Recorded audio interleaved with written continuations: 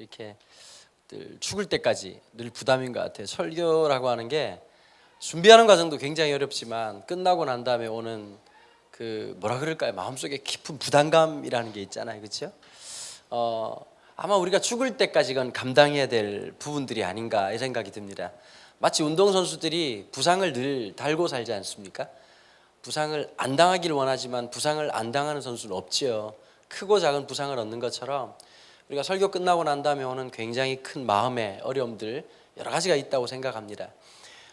설교라고 하는 게 단순히요 설교 준비 과정들도 있을 것이고 또 하나는 그 설교를 담아내는 나라고 하는 인격이 반드시 중요한 부분이거든요. 저는 오늘 그 두 번째 이야기를 좀 더 많이 하고 싶다는 생각이 듭니다. 설교 준비에 대한 이야기들이야 참 많이 들을 수 있지만 결국 그 설교를 담아내는 건 우리의 인격이라고 하는 것을 절대 잊으면 안 되겠다는 생각이 듭니다. 누가 쓰임 받을까요? 하나님 주님 분명히 말씀하시죠. 깨끗한 그릇을 쓰신다고 그랬습니다. 깨끗하다라고 하는 것은 누구보다 나음을 얘기하는 게 아니거든요. 하나님 누구를 깨끗하게 하실까요? 시편에 보면 시편 기자가 이 고백을 하죠. 누가 제일 행복하냐? 이 시편의 행복론이 나와요. 누가 제일 행복할 것 같습니까? 뭐 많이 먹는데 살 안 찌는 사람들 뭐 행복할 수 있잖아요, 그렇죠? 뭐 시험 기간인데 그런 애들 있어요. A4지 막 한 20장씩 한 번만 쫙 읽어보면 기억하는 애들. 그래서 막 펜 잡자마자 쫙 일필휘지 이러면서 막 쫙 쓰는 애들이 있어요. 나오면서 모든 지식 반납하고 그런 애들이 있긴 한데 그거 굉장히 부럽죠, 그렇죠? 진짜 열받을 때가 언제 밤새도록 공부하고 난 다음에 시험 쳤는데 갑자기 앞이 하얘지고 생각이 안 나면서 막 십자가만 떠오르고 막 주님 피만 생각나는 사람들이 있거든요. 진짜 안타까운 일이죠. 뭐가 제일 행복하냐? 시편 기자의 행복론은 이렇게 고백하고 있습니다. 여호와 하나님께 죄를 용서받을 수 있는 사람이 가장 행복하다. 나는 그 본문을 대할 때마다 너무 행복한 거예요. 다른 사람이 야, 죄 짓지 마, 절대 이렇게 하면 안 돼가 아니라 주님 앞에 용서받을 수 있는 사람, 주님이 나를 용서할 뿐이라는 걸 알고 주님 앞에 나아갈 수 있는 사람, 그분의 용납하심과 그분의 용서하시고 우리를 사랑하시고 회복시키시는 그 은혜를 마음껏 누리는 사람이 시편 기자가 말하는 가장 행복론자들이거든요. 여러분, 우리가 그 마음이 필요한 거예요. 누가 깨끗하냐면요, 주님의 도우심을 날마다 구할 수 있는 사람들. 그래서 그 특징이 하나 있더라고요. 첫 번째 어떤 게 있느냐? 정직한 사람들이 잘못한 걸 잘못했다고 고백할 줄 알고 실수한 걸 실수했다라고 말할 줄 아는 사람들. 여러분, 특별히 사역자가 조심해야 될 게 하나 있거든요. 주변에 팬들을 두지 마라. 잘한다 잘한다 이러다가 한순간에 가는 거거든요. 결혼을 빨리 하는 게 좋아요. 왜 그런지 아세요?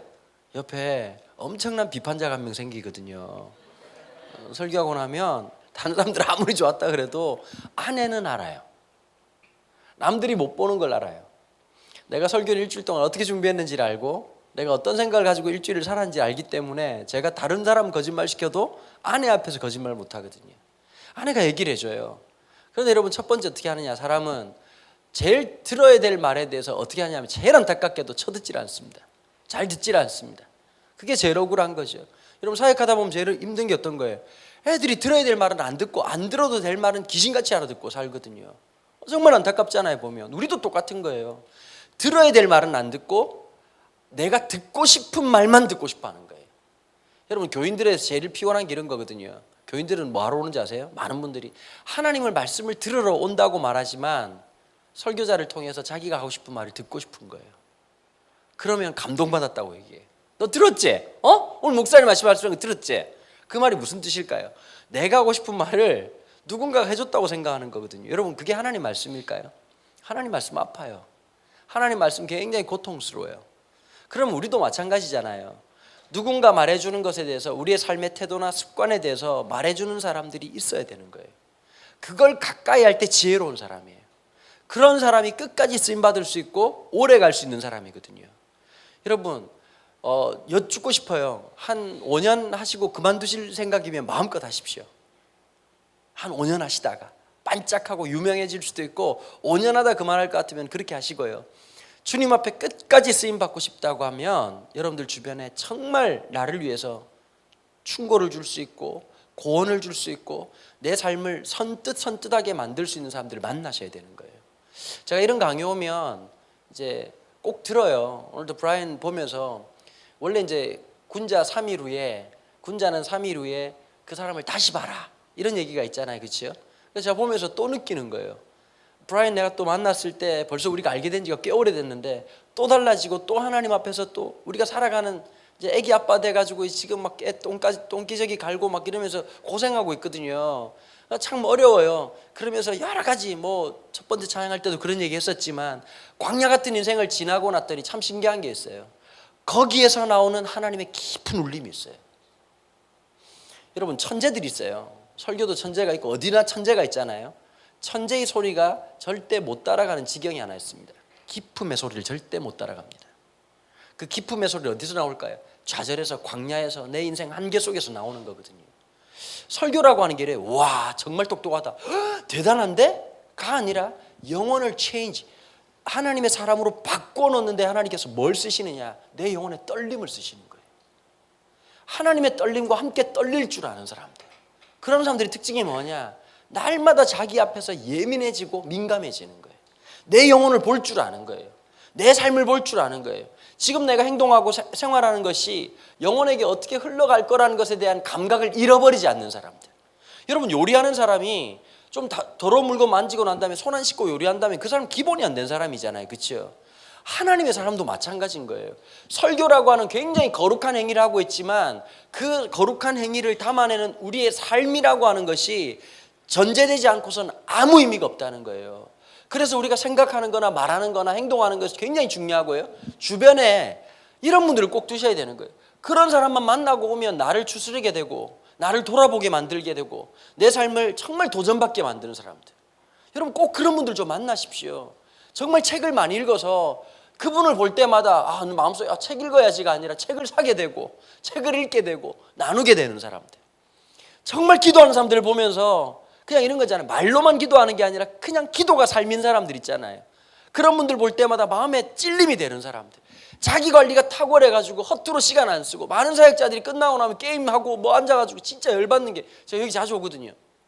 겨울마다 와요. 주바라기 여기서 교사 기도회를 해요. 여러분, 집회하다 보면 제일 화날 때 언제인지 아십니까? 애들은, 선생님들은 휴가 내가지고 왔잖아요. 바깥에 앉아가지고 휴대폰 붙잡고 있는 사람들 다 사역자들이에요. 전사님들이에요. 진짜 내가 알고 있으면 진짜 몇 대 쳐받고 싶어요. 진짜 쥐어받고 싶은 마음들이 든다고요. 왜 그럴까요? 도대체 이분들이 무슨 생각으로 여기 왔냐는 거예요.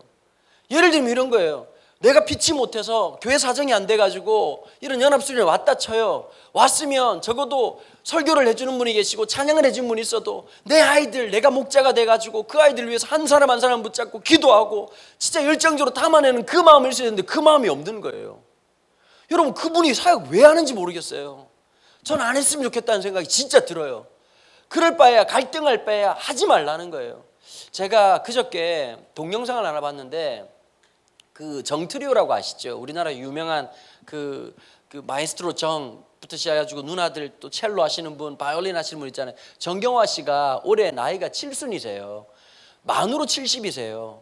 근데 이런 얘기 하더라고요. 이분이 우리나라에서 바이올린 연주하고 있다가 미국으로 유학 갔다는 거예요. 갔더니 코리아가 어디 있는지 어디 붙어 있는지도 모르더래요. 그 옛날에.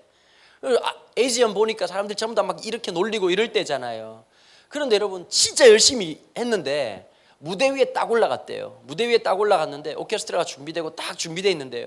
사람들 눈빛에서 전혀 기대하는 마음이 없는 거예요.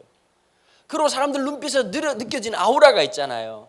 그러니까 엄청 떨어가지고 제대로 공연을 못한 거예요. 사실 오늘 브라이언이 산전수전 다 겪어서 그런 거예요.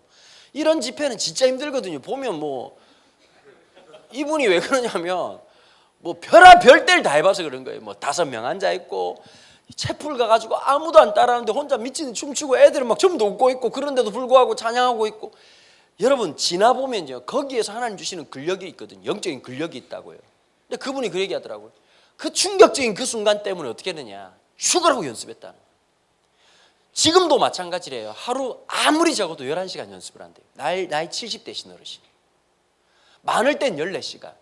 여러분, 11시간이면 잠자는 시간 빼고 밥 먹는 시간 빼고 뭐 수업 하는 시간 빼고는 바이올린만 붙잡고 있을 때. 근데 더 내가 마음속에 울림이 있던 말이 있었어요.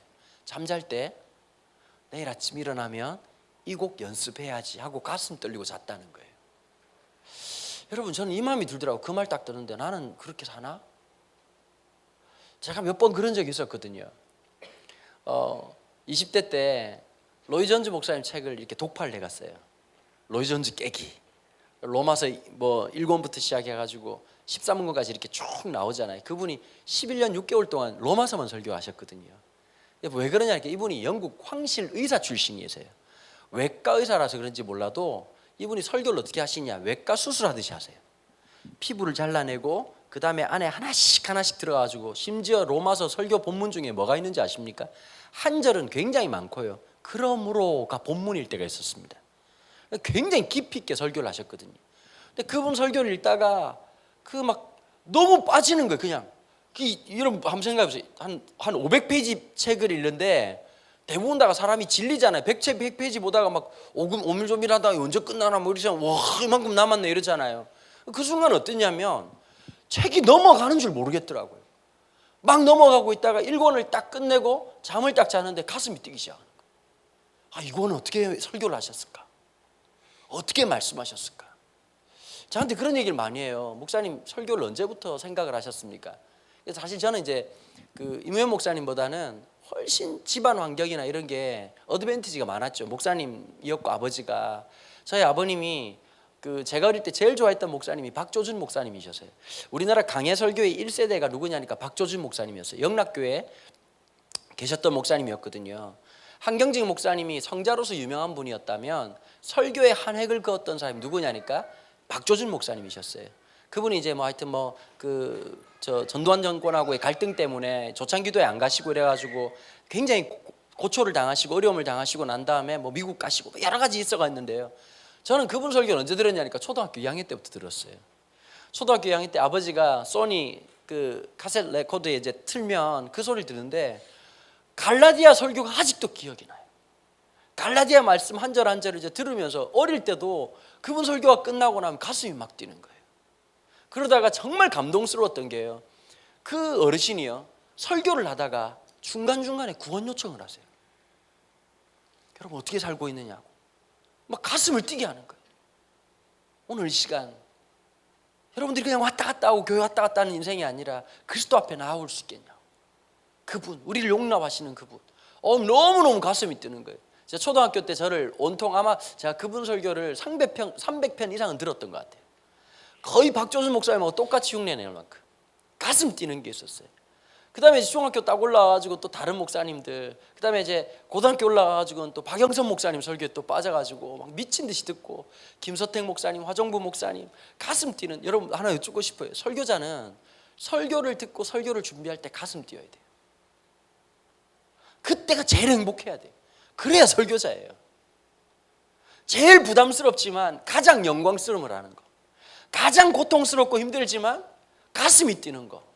저는 정경화 씨 얘기를 들으면서 설교자가 저렇다면 지금 말하는데요, 70이 넘으신 그 어르신이 말하는데도 지금도 가슴이 뛰는 게 있대요. 바이올린을 잡으면 그 떨림이 있는 거예요. 여러분들 보면 이런 게 있잖아요. 연주하는 사람들이 보면 아까 공연할 때도 마찬가지지만 그냥 안 되잖아요. 왠지 아세요? 여러분 예체능이라고 하는 건 그냥 안 돼요. 자뇌로만 하는 게 아니거든요. 우뇌로만 하는 게 아니라 전인격으로 하는 거거든요.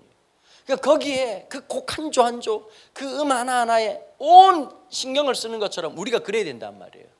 말씀을 대할 때 가슴이 뛰셔야 돼요. 또 하나가 뭐냐, 설교자들은 좋은 이야기꾼이 돼야 돼요. 이야기꾼이 되려고 하면 성경이 글자로 보이면 안 되고 내 머릿속에서 3D로 나와야 되는 거예요. 그러려고 하면 반복적으로 읽으셔야 돼요. 그 다음에 여러분 뻔한 사고방식을 가지고 있고 뻔한 생각을 갖고 있으면 거기에서 무슨 창의적인 설교가 나오겠습니까? 그렇죠? 프레임을 뒤집을 수 있는 힘을 가지고 있고, 그 힘이 어디서 나오느냐? 독서에서 나오고 신학에서 나와요. 왜 그게 중요한지. 신학이라고 하는 분명한 틀이 없이 설교는 불가능하거든요.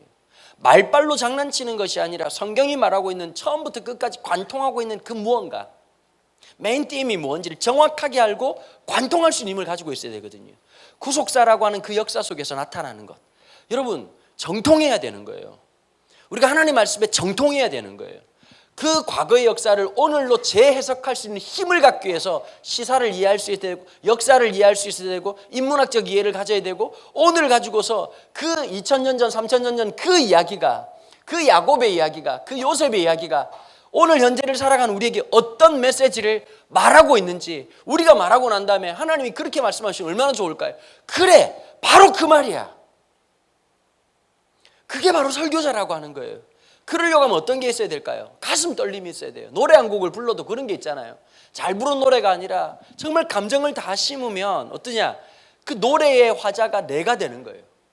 금방 연인을 떠나고 난 다음에 붙잡고 싶었던 그 마음을 표현하지 못해가지고 눈물이 뚝뚝뚝뚝 떨어질 것 같고, 그런 마음들을 표현하는 곡들이 있잖아요. 뭐 한숨 같은 곡 한번 들어보셨죠? 이하이의 한숨 들어보면 막 가슴이 먹먹해지지 않으세요? 아니, 샤이니 종현이라는 친구가 참 안타깝게 뭐 이렇게 나쁜 선택을 했지만 기독교인이었고 천재였고 무게가 너무 많은 무거움들을 갖고 있었는데, 이 세상에 20대 초반에 있는 친구가 작사할 수 있는 곡은 아니었잖아요.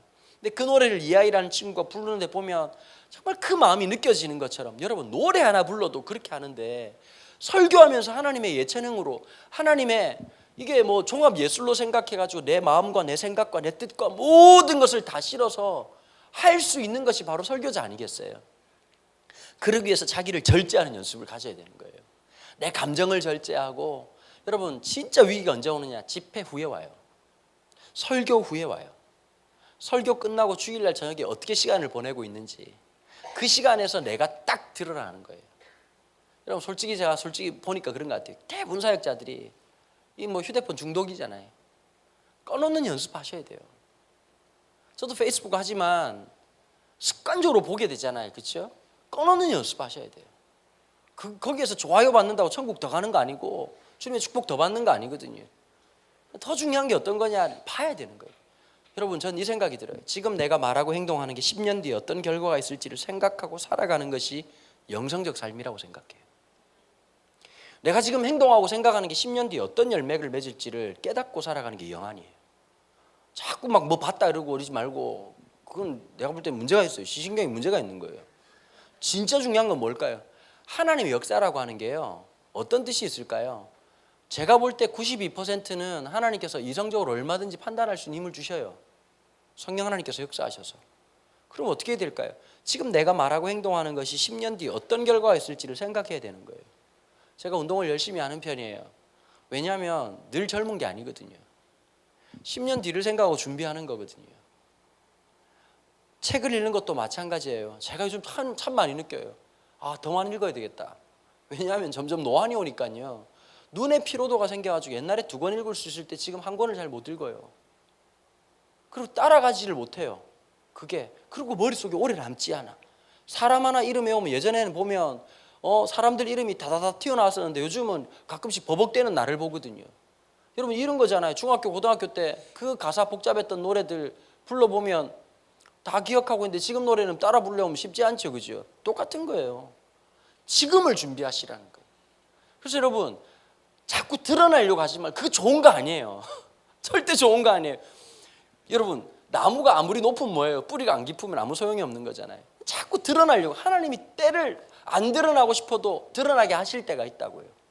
그걸 준비해야 돼요. 그 시간들을. 광야 같은 시간, 어쩌면 두렵잖아요. 아까 브라이언이 말했던 것처럼 광야 같은 빈들에서 거니는 시간들이 있거든요. 하나님 그럴 때가 있어요. 누군가는 막 불려다니고 유명하잖아요. 여러분 제가 진짜 하는 말 잘 들으세요. 젊을 때 많이 불려다니는 사람들 끝까지 잘 못 가요. 누가 남느냐? 이런 사람이 남는 거예요. G2G에서 다 떠나고 이분만 남았어. 다 사라졌어. 보니까 희한한 거예요. 여러분 이무현 목사하고 저하고 왜 남은지 아세요? 왜 사역자가 된지 아세요? 우리는 그냥 가만히 저 친구 청주 촌놈, 저는 부산 촌놈이잖아요. 두 촌놈이 있는데, 여러분 이 예전에 청소년 사역이라는 게 중앙무대로 가는 고속도로였다고. 어마무시한 사람들이 여기 다 있었거든요. 우리는 그냥 시간 강사하고 저 친구를 레크레이션하고 막 설교하고 레크레이션과 말씀이 만나는 진짜 새로운 장르를 만들고 우선 또 뭐 이렇게 하고 이렇게 살았단 말. 살았는데 어느 날 갑자기 그분들이 사라지기 시작한 거예요. 우르캉강시에 사고치고 사라지고 뭐 갑자기 뭐 교통사고를 주로 당하시더라고요. 보니까 뭐 감옥 가시고 뭐 이렇게 하시면서 어느 날 갑자기 있다 보니까 어느 날 갑자기 누구보다 잘해서가 아니라 그냥 하나님 존재하게 하시는 거예요. 항상 함께 마음을 철과 철이 연단하는 것처럼 서로에게 도전을 주고, 서로에게 마음에 또 그런 거룩한 부대낌을 허락할 수 있는 그런 관계를 둘 줄 아는 지혜를 가지셔야 되는 거예요. 그래야 오래 갈 수 있어요. 하나만 기억하세요. 지금 내가 행동하고 살아가는 삶이 10년 뒤에 어떻게 열매 맺을지를 생각하면 it's enough. 이걸로 충분합니다. 잘 들어주셔서 감사합니다. 고맙습니다.